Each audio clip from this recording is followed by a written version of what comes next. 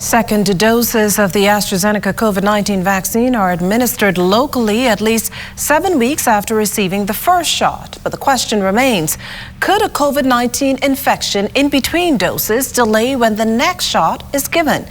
Cleopatra Murphy found out in this week's edition of Things You Should Know.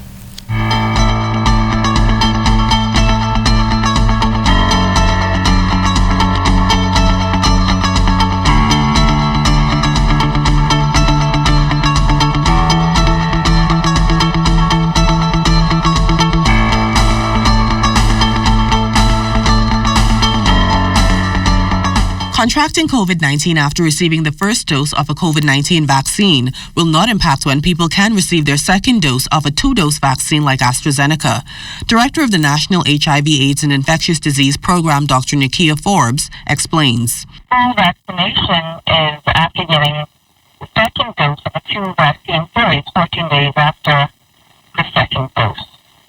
And so there still is a risk of getting COVID-19 in that after the first dose you're not fully vaccinated. Now, if someone gets COVID after the first dose, we generally recommend that person needs to wait to get the COVID vaccine after having contracted COVID. And you could get that as soon as 1 month after having contracted COVID. Health officials have acknowledged there is a low risk of acquiring COVID-19 even if fully vaccinated, what's referred to as a breakthrough infection. According to the Atlanta-based CDC, of 95 million fully vaccinated Americans, 9,245 breakthrough cases have been reported. On Sunday, CNN cited that 9 fully vaccinated members of the New York Yankees have tested positive for the virus after receiving the Johnson & Johnson vaccine, with most asymptomatic.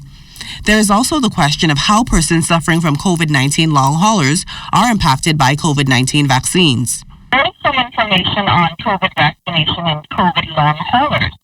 And there is some anecdotal information that long haulers, their symptoms might actually get a little better after getting the COVID-19 vaccine.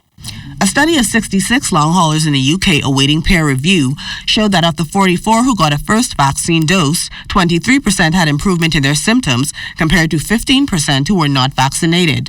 Dr. Forbes also commented on the possibility of children eventually being vaccinated in the Bahamas following Pfizer getting FDA approval for use in 12 to 15-year-olds.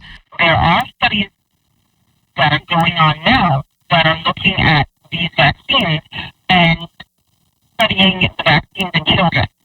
And so you will see that there are vaccines that have lowered the age that can be included to get a vaccine. And that's something we will expect more and more as these studies continue. As the vaccine campaign continues in country, health officials have reported that more than 36,000 people have been inoculated against COVID-19. Cleopatra Murphy, ZNS Network News.